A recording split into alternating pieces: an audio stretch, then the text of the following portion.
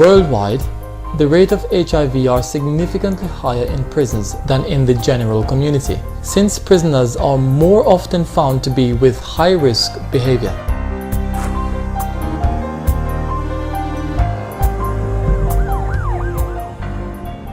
Two out of 10 inmates would somehow report signs of sexual infection. We see inmates who we know, as it was said, that man has AIDS.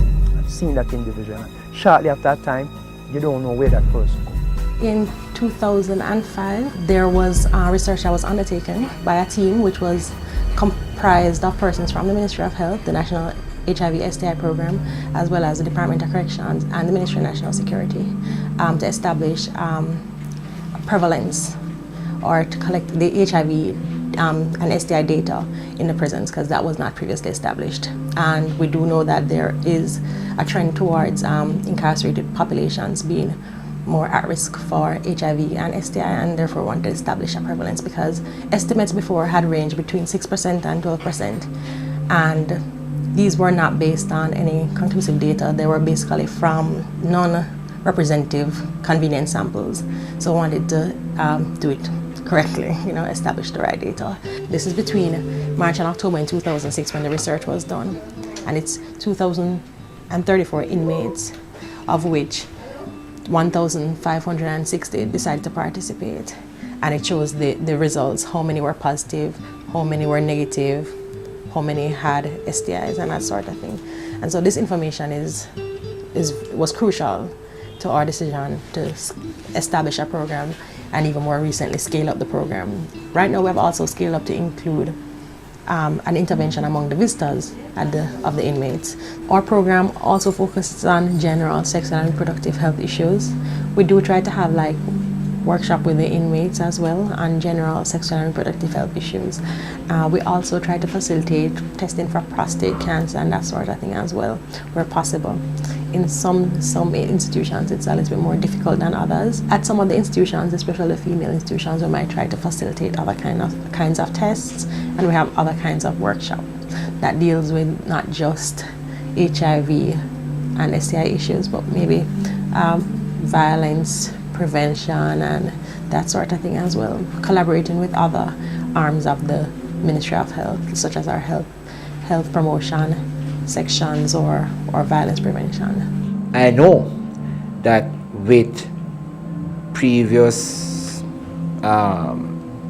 managers or commissioners, I know that the matter has been made public by me, and I know that provisions were made in some areas.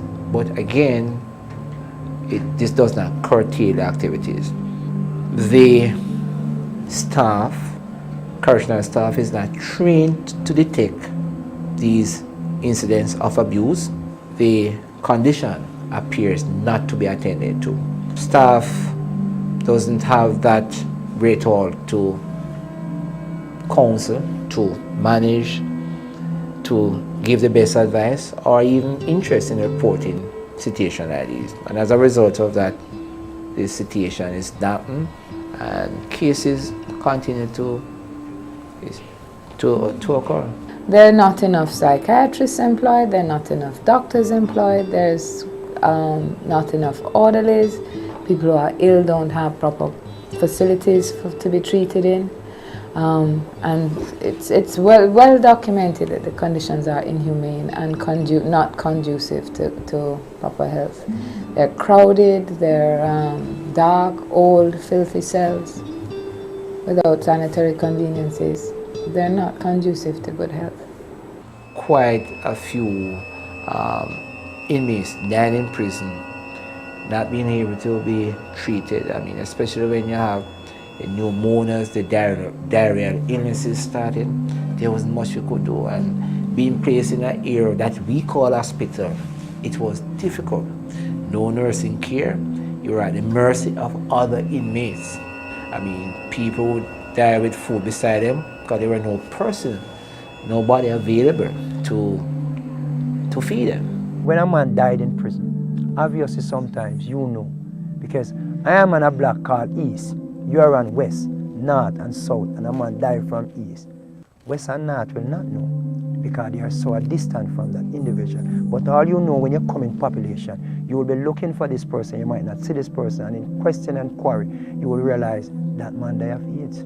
For someone who has full-blown AIDS and there's a guaranteed fact that this person only has 6 months to live, 3 months to live, I believe, in my opinion, that that person should be given the opportunity to come out in society, right? And whoever the family members are, whatever needs to be made right, they should be given the opportunity by the government to say, let this person, even though he's guilty of the crime, even though he's guilty of the murder, even though he's guilty of the situation, let him die with some dignity. I absolutely support compassionate release.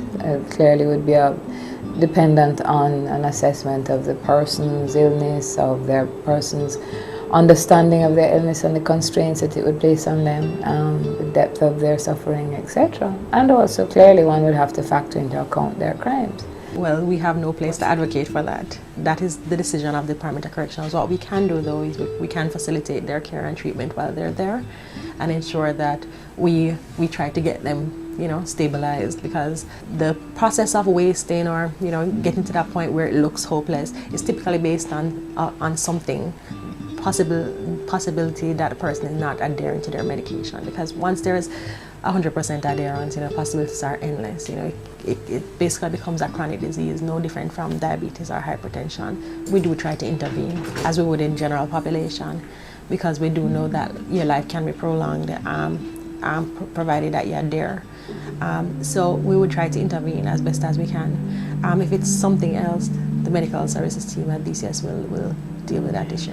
We do have an early release program, the same kind of planned counseling session, as in if we're completely unaware, we will try to work with the person very quickly.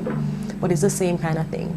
With regards to someone being hopeless, I try not to use hopeless, because I've seen persons come back, from CD4s that are ridiculously low with care and treatment. So the best course of action there is to ensure that this person is referred, properly referred, and the follow-up is done to ensure that this person was properly linked in.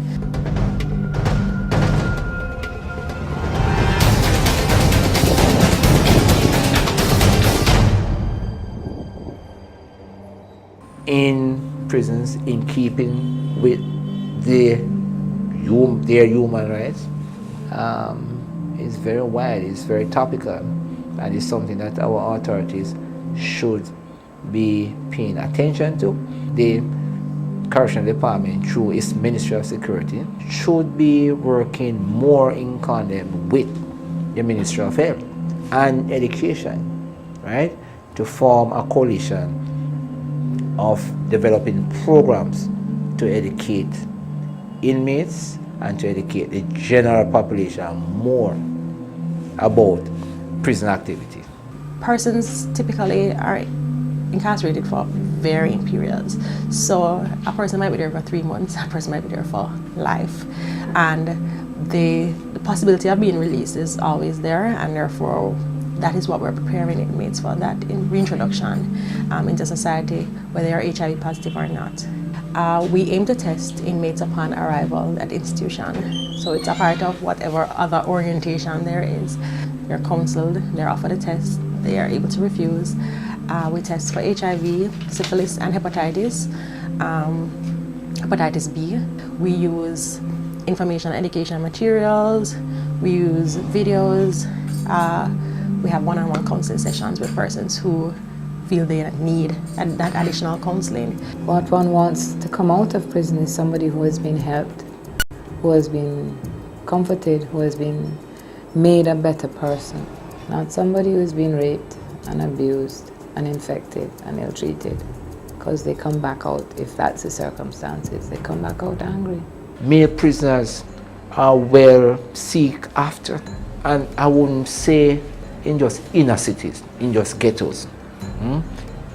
In America, Canada, quite a few inmates who have